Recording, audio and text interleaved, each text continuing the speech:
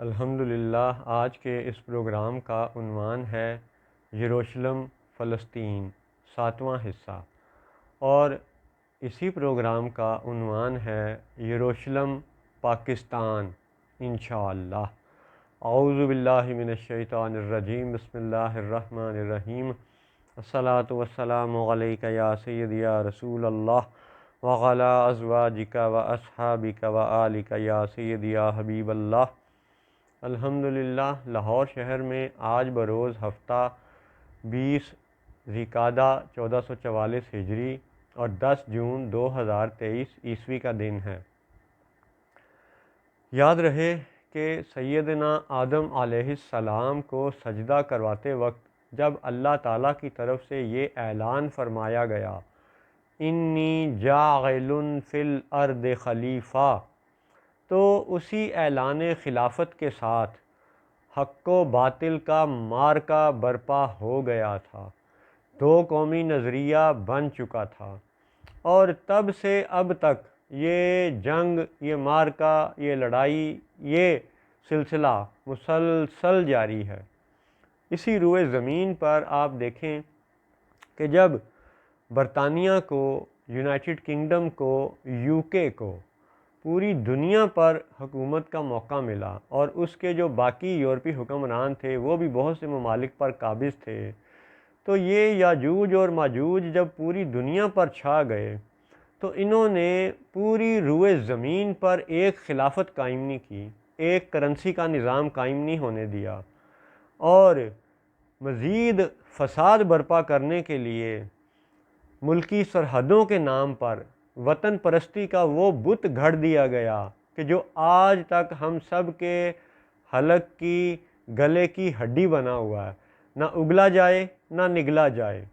تو خلافت کو توڑنے کے لیے وطن پرستی کی، ملکی سرحدوں کی یہ ڈرامے بازی، یہ یاجوج اور ماجوج کی طرف سے بہت ان کی کامیاب حکمت عملی رہی خلافت کو توڑنے کے لیے۔ اور یاد رہے کہ یو کے، یونائٹڈ کنگڈم، یہ برطانیہ والے اپنے آپ کو یو کے لکھتے ہیں، اور یاد رہے کہ یہ کوئی نئی ٹرمینالوجی نہیں ہے۔ ہزارہا سال پہلے جب یہ جودا اور دیگر باقی لوگوں کی بات کرتے ہیں، یعقوب علیہ السلام کی اور داؤد علیہ السلام کی، تو ان سابقہ روایات میں بھی ایک متحدہ سلطنت یونائٹڈ کنگڈم کا ذکر ملتا ہے، یعنی 3000 سال کے لگ بھگ پرانی اسرائیلی روایات میں بھی یونائٹڈ کنگڈم یہ دو ریاستوں کا مجموعہ تھا۔ ایک ریاست تھی اسرائیل جو یعقوب علیہ السلام کے نام پہ تھی، اور ایک ریاست تھی جودا جو جودا کے نام پر تھی۔ تو جب دونوں سلطنتوں کو ملا دیا گیا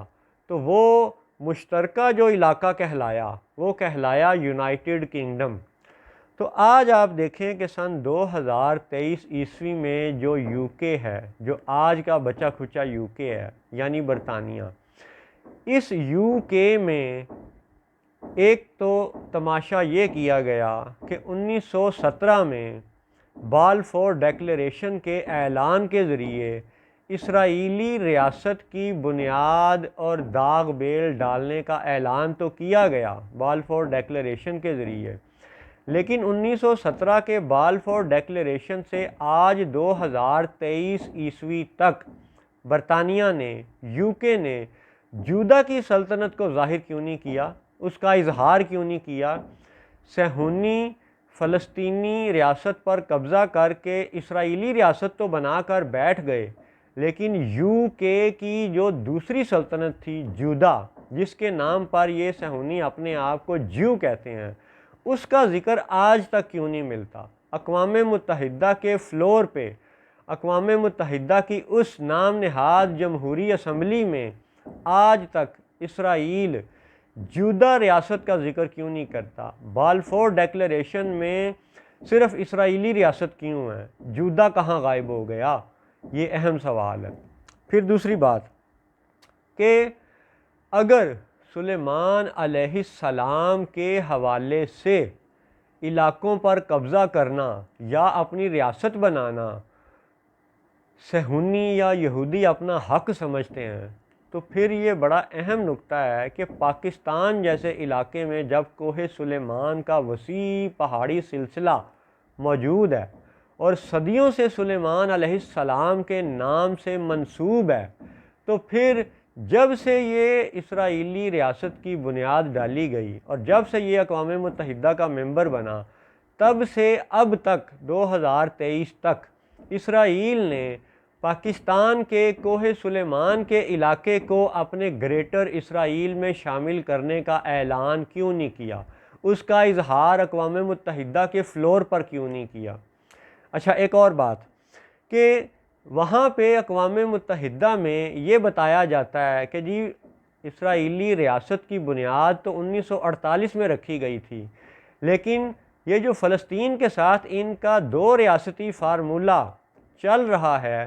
اس میں یہ زیر بحث لاتے ہیں 1967 کا بارڈر، تو بنیاد رکھی گئی 1948 میں، اور 2 قومی یا 2 ریاستی فارمولہ فلسطین کے رہنماؤں کے ساتھ یہ زیر بحث لاتے ہیں 1967 کے بارڈرز کے حوالے سے۔ تو یہ ایک ایسا تضاد ہے کہ جس میں اقوام متحدہ کی مجرمانہ خاموشی، بلکہ مجرموں کی سرپرستی، یہ اقوام متحدہ کا وہ جرم ہے جس پہ یہ سب بڑے جواب دہ ہیں۔ اسی طرح اگر اسرائیل کو یہ شوق ہے کہ وہ سلیمان علیہ السلام کی نسبت سے ہر علاقے پر اپنا وہ ملک بنانا چاہتے ہیں، تو پھر پاکستان کے کوہ سلیمان کا معاملہ ذرا اقوام متحدہ میں پیش کر کے تو دیکھیں، پھر خود ہی ان کا جمہوری ادارہ جمہوری ووٹوں سے ان کو بتا دے گا کہ کوہ سلیمان پر تمہارا دعویٰ باطل ہے، اور اگر وہ دعویٰ باطل ہے تو پھر فلسطین پر تمہارا دعویٰ بھی باطل ہے۔ اس کی مزید حقیقت یہ ہے کہ بالفور ڈیکلیریشن کا اعلان کیا کس نے تھا؟ برطانیہ نے۔ کب کیا تھا؟ جب وہ سامراجی ڈاکو کے روپ میں، سامراجی دہشت گرد کے روپ میں ساری دنیا پر قابض تھا، یعنی بندوق کے زور پہ جب کسی کے گھر پہ، ملک پہ قبضہ کیا جائے، اس کو قتل کیا جائے، اس کو، اس کے بیوی بچوں کو غلام بنایا جائے، اس کو لوٹا جائے، تو بندوق کے زور پہ یہ سارا کام، یعنی یہ سامراجیت، یہ بنیادی طور پر دہشت گردی کے زمرے میں آتی ہے، یہ بائی ڈیفینیشن ٹیررزم ہے۔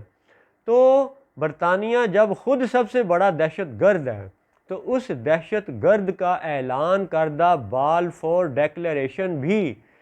ایک سٹیٹمنٹ آف ٹیررزم ہے، اور اس سٹیٹمنٹ آف ٹیررزم کے تحت بننے والی یہ اسرائیلی ریاست بھی دہشت گرد ریاست ہے۔ اور اگر ان کو اس حقیقت کا ادراک ہے اور میڈیا کے ذریعے یہ اس کو چھپا رہے ہیں،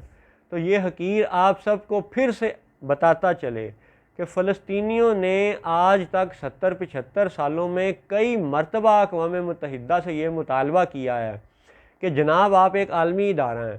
آپ ایک واضح ڈیفینیشن مقرر کریں کہ فریڈم فائٹر کون ہوتا ہے، حریت پسند کون ہوتا ہے، آزادی کا مجاہد کون ہوتا ہے، اور دہشت گرد ٹیررسٹ کون ہوتا ہے۔ آپ ٹیررزم کی ایک ڈیفینیشن ڈیفائن کریں، اور آزادی پسند کی، حریت پسند کی آپ ایک ڈیفینیشن ڈیفائن کریں۔ تو اقوام متحدہ آج تک ایک یہ ڈیفینیشن بھی بیان نہیں کر سکا،